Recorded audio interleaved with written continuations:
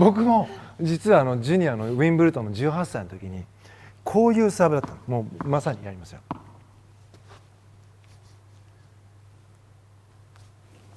こうやって打ってる。俺見たことあるかもしれないですね。ジュニアの時にですか？もうじゃあもう俺と一緒よね。それでずっとプロになろうとして、ボブ・ブレットさんとの出会いがありました。一言目やめろ。バーンってやって「はあ?」ってラケットごめんラケット落とすのダメだよ一言目もうラケット落とされて「なんだそれ」っつって「いやちょっと足動かしてみました」っつったら、それでバランス取れるのがあって、でこれ動かす慣れちゃってるからできないですよね。全然できなくて、ただやっぱりどうしてもこれを僕がすることによってバランスが崩れちゃったんですよね。だから一番今ジュニアの中での練習方法として多いのは、両足を動かさない中で足も使わない中でサービスをしっかりこうやって打つっていう練習が一番見やすい。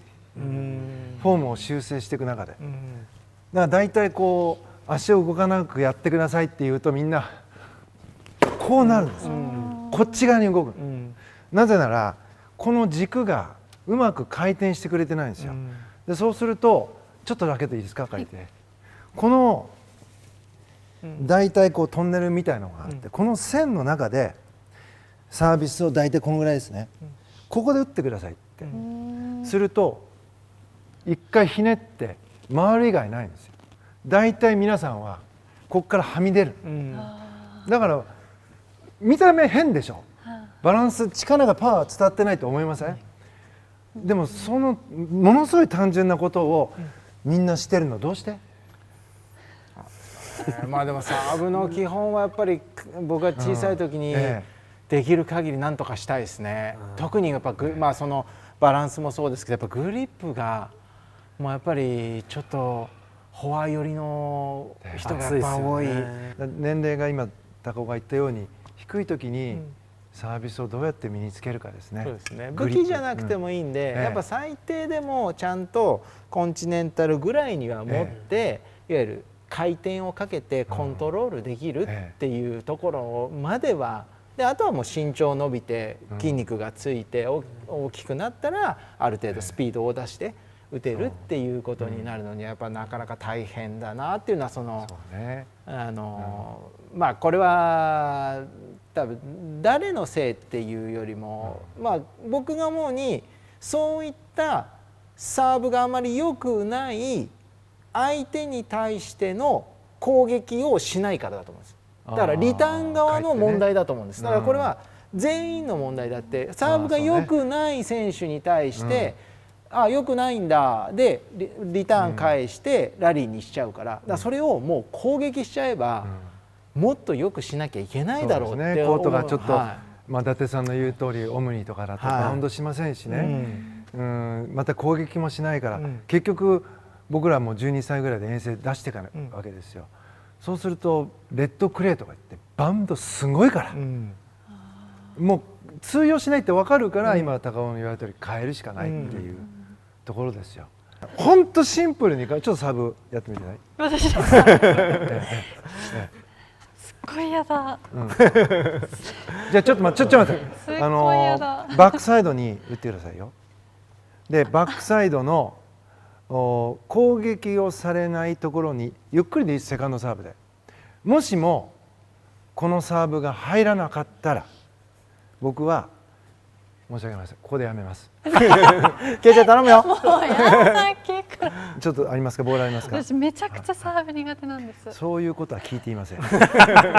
大事なのはあそこに攻撃されないサーブを攻撃されないサーブ、はい、はい、入らなければ僕は帰ります。やめてください。待ってくださいね。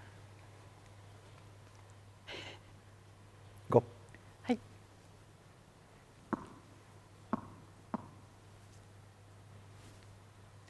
すいません。おお、サーブ。サーブ。すごい。すごい。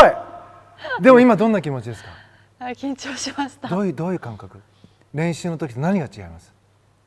すごい集中しました。集中したし、体は筋肉は熱いし、いつもよりもちょっとこわばる。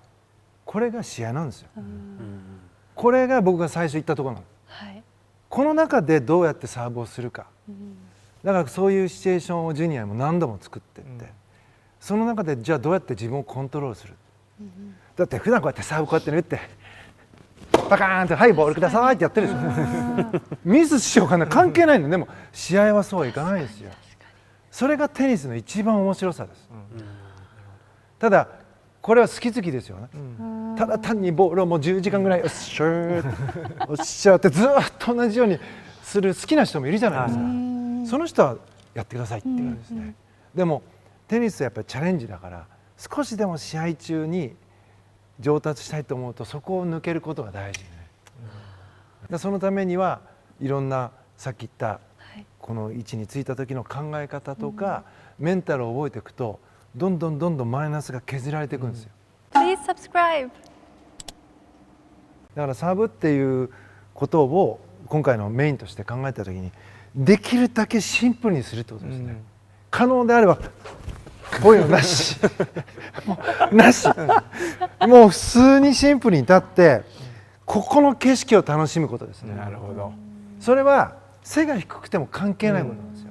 でもう一つはサービスの目がどこにあるかということです。僕はここのターゲットと目と打ちたいところのターゲットを結んだネットがやってくるんです。僕はここは目だと思ってないからここなんですよ。サーブの目はここからターゲットを結んだ時の軌道を自分でイメージしない限りは絶対ネットするのよ。なんとなく分かります。だからこそこう立ってるんだけど僕の目はここから見てる。大有利ですね。